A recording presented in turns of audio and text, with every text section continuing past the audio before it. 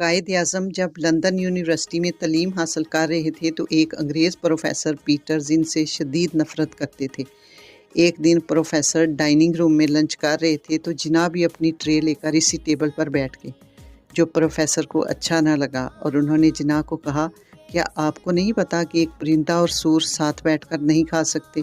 جناح نے پر اطمینان لہجے میں جواب دیا کہ آپ پریشان نہ ہوں، آئی ول فلائی ٹو ادر ٹیبل۔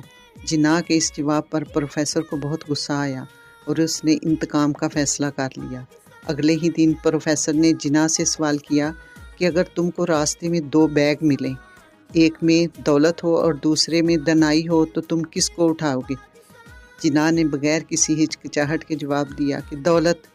جناح کے اس جواب پر پروفیسر نے طنزیہ مسکراہٹ کے ساتھ جواب دیا کہ میں تمہاری جگہ ہوتا تو دنائی والے بیگ کو اٹھاتا۔ جناح نے جواب دیا کہ ہر انسان وہی چیز چاہتا ہے جو اس کے پاس نہیں ہوتی۔